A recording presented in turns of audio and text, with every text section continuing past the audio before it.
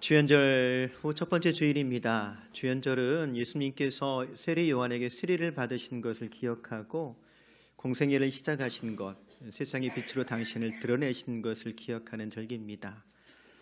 빛 대신 주님께서 혹이라도 우리 마음 가운데 어두운 그늘이 있다면 환하게 비춰주심으로 새로운 소망과 또 기쁨을 충만케 하시기를 축원합니다. 여러분, 믿을 때에 성령 받으셨습니까? 이 질문은 2000년 전 사도 바울이 에베소에서 약 3년간 목회할 때 만났던 어떤 제자들에게 했던 질문입니다. 그랬더니 그들이 어떻게 대답을 했느냐? 아니요, 우린 성령의 계심도 듣지 못했습니다 라고 대꾸했더랍니다. 그 말 듣고 바울이 다시 묻습니다. 그러면 너희가 어떤 세례를 받았느냐? 라고 물었더니 그들이 답하기를 우리는 요한의 세례를 받았습니다 라고 대답했더랍니다. 여기서 말한 요한은 누굴까요? 세례 요한을 가리킵니다. 이때가 기원 후 약 55년경 56년경입니다. 그리스도가 되시는 예수께서 부활 승천하시고 한 세대가 지나갈 쯤입니다. 사도 바울을 비롯해서 여러 명의 제자들이, 많은 제자들이 동분서주하면서 그리스도의 복음을 전하고 있었지만 여전히 복음을 알지 못하는 사람들이 있었습니다. 그래서 그들은 성령에 대해서 알지 못했고요, 그리스도 예수의 이름으로 세례받는 것도 몰랐습니다. 여전히 세례 요한의 시대에 머물러 있는 것 같은 사람들이 있었던 것입니다. 그 가운데 한 사람, 훗날 고린도 교회의 지도자가 되었던 아볼로라고 하는 사람도 있었습니다. 그는 학문의 도시 알렉산드리아 출신 유대인답게 성경에 대해서 해박한 지식을 갖고 있기는 했었습니다만 그 역시도 예수 그리스도의 복음에 대해서 또 믿는 자에게 성령을 주신다는 약속에 대해서는 여전히 무지한 상태였더랍니다. 그래서 그를 위해 바울의 동역자였던 브리스길라와 아굴라가 나섭니다. 사도행전 18장 26절에 보면 이런 기록이 있어요. 그가 회당에서 담대히 말하기 시작하거늘 브리스길라와 아굴라가 듣고 데려다가 하나님의 도를 더 정확히 풀어 이르더라. 여기서 그는 아볼로를 가리킵니다. 자, 이처럼 사도행전에서 만나는 어떤 제자들, 그리고 아볼로를 통해서 우리는 당시 교회의 실상을 짐작해 볼 수가 있습니다.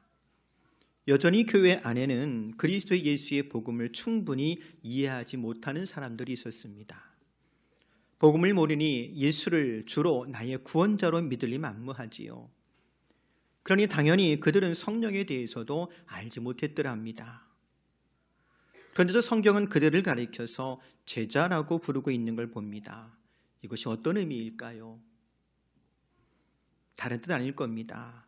교회 안에 몸담고 있긴 하지만 그리스도 예수를 믿는 믿음으로 거듭나지 못했고 성령 받지 못한 사람들이 있었다는 것입니다. 그렇다면 대신 그들은 무엇을 붙잡고 있었을까요?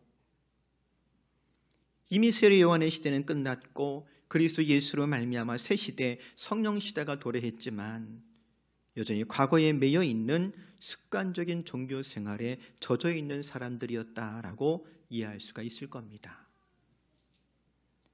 이는 비단 사도행전에서만 엿볼 수 있는 문제는 아닙니다. 사실 오늘 저와 여러분이 읽은 요한복음 3장 전체가 그 이야기를 하고 있음을 봅니다. 우리가 다 읽지는 않았습니다만 요한복음 3장 1절 보면 이렇게 시작합니다. 그런데 바리새인 중에 니고데모라 하는 사람이 있으니 유대인의 지도자라. 니고데모라고 하는 사람 바리새인이었고 유대인의 지도자였다라고 소개합니다. 이는 그가 대단히 종교적인 사람이라는 것을 뜻합니다. 또 이 지도자, 예전 성경에는 관원이라고 번역을 했거든요. 그가 유대 최고 의결기관이었던 산헤드린의 일원이었다라고 하는 것을 의미합니다. 하지만 그런 그도 거듭남에 대해서 전혀 무지합니다.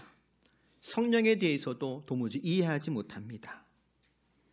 비단 이것은 니고데모 한 사람의 문제만은 아니었을 겁니다.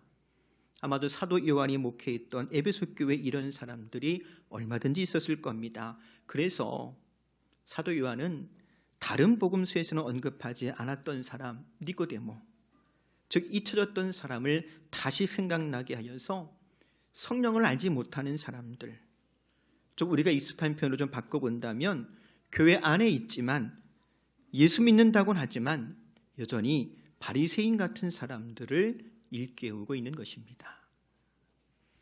그래서 생각해 봅니다. 여러분, 바리새인 같다라는 것이 어떤 의미일까요? 여러분이 복음서를 통해서 읽은 바리새인에 대한 주님의 책망을 연상하면 좋을 겁니다. 또 사도 바울도 한때는 바리새인이었기 때문에 자신의 이력을 소개할 때 사도 바울이 사용했던 표현들을 떠올리면 좋을 것 같아요. 빌립보서 3장 5절 6절 보니까 이런 말을 합니다. 나는 8일 만에 할례를 받고 이스라엘 족속이요 베냐민 지파요 히브리인 중에 히브리인이요 율법으로는 바리새인이요 열심으로는 교회를 박해하고 율법의 의로는 흠이 없는 자라. 근데 사도 바울의 이런 자기소개를 한 문장으로 좀 바꾸어 표현한다면 이렇게 바꿀 수가 있을 것 같아요. 자기 열심을 가지고 사는 사람, 혹은 자기 의가 충만한 사람이라고 바꿀 수 있을 것 같습니다. 그런데 한번 생각해 보십시오. 자기 의가 충만한 사람이 남의 말을 들을까요? 안 들을까요? 안 듣지요. 그러니 후회도 없고 회개도 없습니다. 율법을 내세우지만 실상은 자기가 모든 것의 기준이 되어서 남을 판단하고 혹은 정죄하기도 합니다. 그러면서 나는 옳을 만만 한다고 합니다. 그러니 당연히 목소리도 크겠지요. 혹 우리 중에도 이렇게 목소리 큰 사람이 있을까요?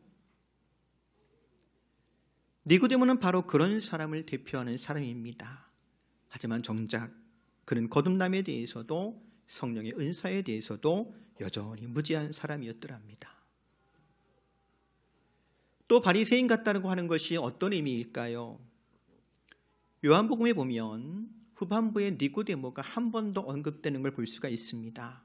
바로 예수님께서 십자가에서 고난받으시고 죽고 난 다음 아리마대 사람 요셉이 예수님의 시체를 가져다가 장사 지낼 때 니고데모도 모략과 침향 섞은 것을 100리터나 약 33kg쯤 가져와서 장례를 돕습니다. 굉장히 큰 금액을 들여가지고 장례를 도왔던 거예요. 그런데 이 일을 소개하면서 요한복음 19장 39절에 이렇게 기록합니다.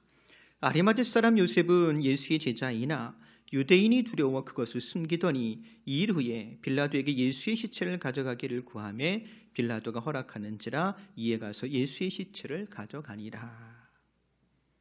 이게 무슨 뜻일까? 마가복음의 기록을 보면 이 아리마대 사람 요셉도 공회원이었다라고 소개합니다. 즉 예수님을 사형에 해당한다고 정죄하고 로마 총독 빌라도에게 넘겨준 것이 산헤드린 공회입니다.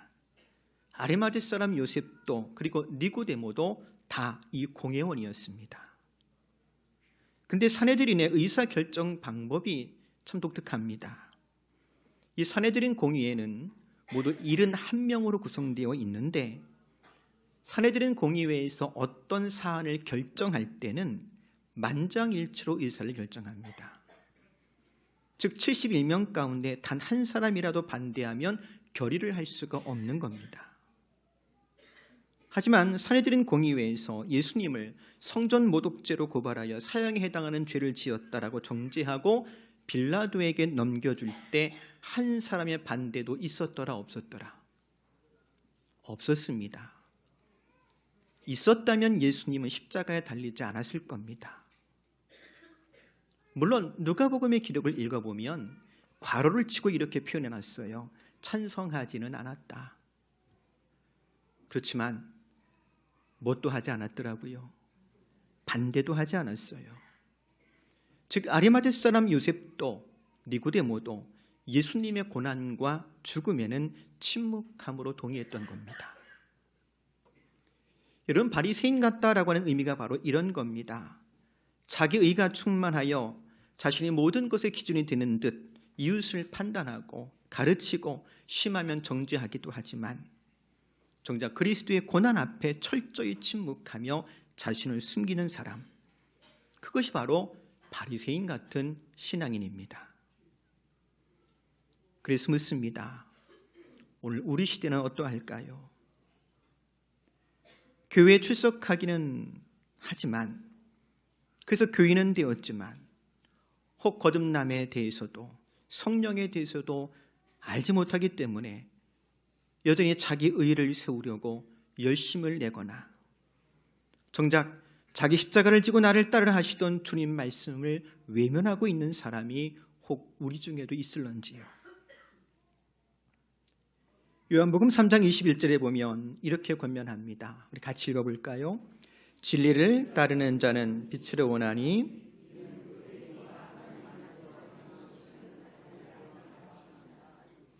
진리가 되시는 그리스도를 따르는 사람은 자기 의를 세우는 사람이 아니고 하나님 안에서 행한 것임을 나타낸답니다. 즉 나의 의지와 공로가 아니라 주 하나님의 은혜 때문에 성령의 은사로 살아감을 고백하는 사람이라는 겁니다. 바로 저와 여러분이 그렇게 은혜 가운데 행하며 성령의 은사로 말미암아 그리스도의 덕을 세우는 성도요 교회가 될 수 있기를 주의 이름으로 축복합니다. 두 번째로 오늘 우리가 읽은 본문에 또 한 사람 세례 요한을 다시 한번 언급합니다. 특별히 세례 요한의 제자들을 불러내고 있는 걸 볼 수가 있어요. 왜 그랬을까? 사실 사도 요한이 에베소에서 목회하던 교회 안에 세례 요한을 따르다가 교회 안에 들어온 사람들이 있었는데 여전히 그들이 세례 요한의 가르침을 벗어버리지 못하고 있었기 때문일 겁니다. 다른 식으로 좀 표현해 본다면 옛날이요 하고 있었던 사람이 있다는 거예요. 사도 바울의 표현을 좀 빌리자면 옛사람을 따르고 있었더랍니다. 그리고 그것이 구체적으로 무엇일까? 먼저 우리가 읽은 본문 요한복음 3장 22절 이하에 보니까 이렇게 기록해요. 그 후에 예수께서 제자들과 유대 땅으로 가서 거기 함께 유하시며 세례를 베푸시더라. 요한도 살렘 가까운 에논에서 세례를 베푸니 거기 물이 많음이라. 그러므로 사람들이 와서 세례를 받더라.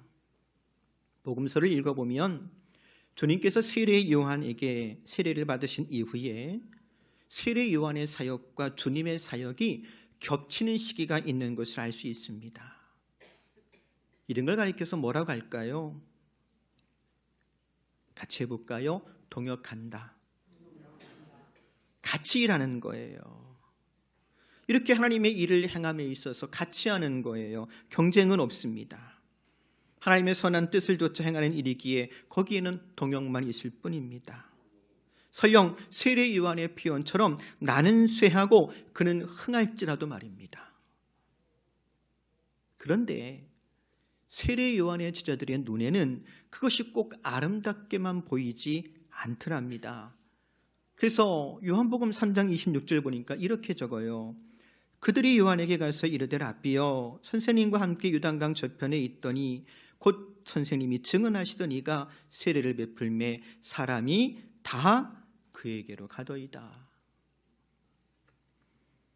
당진에 가면 석교 방주제라는 곳이 있습니다. 그리고 언젠가부터 그 근처에 조그만 우렁쌈밥집이 하나 생겼는데요. 맛집으로 소문이 났어요. 사람들이 막 북적이기 시작합니다. 그러자 주변에 그 우렁쌈밥집이 하나 둘씩 더 생기기 시작합니다.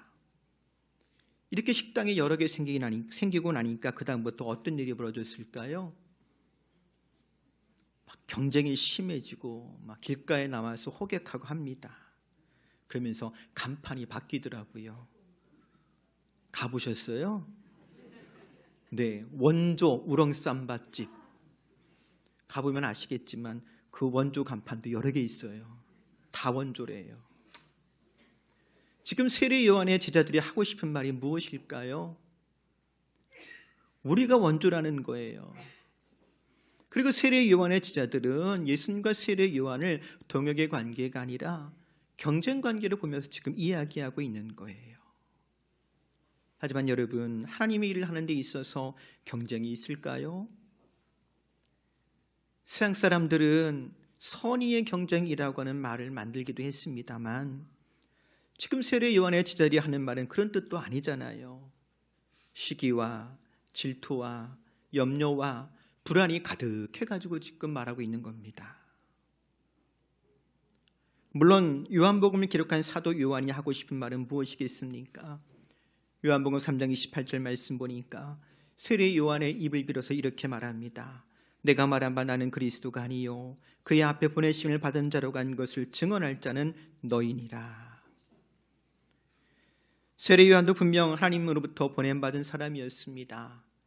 그는 주의 길을 예비하는 사람이었고 그러하게 주님께서도 세례 요한을 칭찬하시면서 말씀하시기를 마태복음 11장 11절 보면 내가 진실로 너희에게 말하노니 여자가 낳은 자 중에 세례 요한보다 큰 이가 일어남이 없도다 라고 칭찬하셨더랍니다. 그러나 여전히 교회 안에는 어떤 사람들이 있었더라고요. 여전히 옛사람, 과거에 내가 받았던 은혜만 붙잡고 그것에 젖어 있는 사람들이 있었더랍니다. 그 결과 시기와 질투와 불안과 염려 가운데 있는 사람들이 있었던 거예요. 생각해 보세요. 그런 사람들 사도 요한의 목회에 적지 않은 부담됐을 겁니다. 왜냐하면 실은 사도 요한도 한때는 세례 요한의 제자 중 하나였거든요. 요한복음 1장 35절 이하에 보면 이렇게 기록합니다. 또 이튿날 요한이 자기 제자 중 두 사람과 함께 섰다가 예수께서 거니심을 보고 말하되 보라 하나님의 어린 양이로다. 두 제자가 그의 말을 듣고 예수를 따르거늘. 세례 요한의 곁에 있다가 그리스도 예수를 따른 두 명의 제자가 있는데 그중 하나는 베드로의 형제 안드레라고 밝히고 있어요. 그렇다면 남은 한 사람은 누구였을까요? 소개하지 않아요. 소개할 필요가 없어요. 왜요? 요한복음을 기록하고 있는 요한 자신이었기 때문에 그렇습니다. 생각해 보세요. 세례 요한의 제자들의 눈에 한때는 세례 요한의 제자였는데 이제는 그리스도 예수의 제자가 되었고 사도가 되어서 사역하고 있고 활동하고 있는 사도 요한이 마냥 사랑스럽고 존경스럽게만 보였을까요? 혹 공연한 시기와 질투 어린 눈으로 그를 바라보고 있지는 않았을까요? 그래서 사도 요한은 요한복음을 기록하면서 세례 요한의 입을 빌어서 전하고 있는 거예요. 교회는 논쟁과 경쟁과 시기와 질투가 있는 곳이 아니라 낮아짐으로 오직 그리스도 예수만을 높이는 곳이다. 요한복음 3장 29절입니다. 신부를 취하는 자는 신랑이나 서서 신랑의 음성을 듣는 친구가 크게 기뻐하나니 나는 이러한 기쁨으로 충만하였노라. 여기 신랑의 음성을 듣는 친구라는 표현이 등장하지요. 누굴 가리키겠습니까? 들러리 가리키는 거예요. 여러분 들러리 되고 싶으세요? 들러리 되고 싶으냐고 물어보면 다 아니라고 할 겁니다. 근데 지금 세례 요한은 본인이 들러리라고 밝히고 있는 거예요. 마치 그리스도 예수 때문에 기뻐하고 그리스도 예수가 높아지는 것 때문에 기뻐할 줄 아는 사람, 설령 내가 들러리가 되어도 예수만 높일 수 있다면 그것이 만족스러운 사람, 그게 바로 너와 나의 모습이라고 지금 밝히고 있는 거예요. 또 그 사람이 예수 믿는 사람이고 성령 충만한 사람인 줄로 믿습니다. 바라기는 우리 교회가 오직 그리스도 예수만을 높이는, 그리스도 예수 때문에 기뻐할 줄 아는 성령 충만한 교회요 저와 여러분 될 수 있기를 주의 이름으로 권면해 드립니다. 말씀을 정리합니다. 요한복음 3장 읽으면서 이런 생각을 좀 해봤어요. 우리가 소망하는 교회의 모습은 과연 어떤 모습일까? 여러분이 꿈꾸며 기대하는 교회의 모습이 아마 있을 거예요. 저도 역시 마찬가지입니다. 담임 목사이기 때문에 개인적으로 이루고 싶은 꿈꾸는 교회의 모습이 있습니다. 물론 한 번도 여러분에게 말씀한 적은 없어요. 그렇지만 성경을 통해서 주께서 말씀하시는 교회의 모습이 있습니다. 그것을 이루어가는 것이 주님의 교회겠지요. 사랑하는 성도 여러분, 시간이 지나면 지날수록 바리새인 같은 사람이 아니라 마땅히 지고 가야 될 내 십자가 가지고 주를 따르는 저와 여러분 우리 교회 되기를 바랍니다. 무엇보다 성령 충만하여서 주님만을 높이고 그리스도 예수의 덕을 세우는 주님의 교회가 되기를 주의 이름으로 축복합니다. 기도하겠습니다. 하나님, 우리를 불러 거듭나게 하시고 그리스도의 몸된 교회가 되게 하심을 고맙습니다.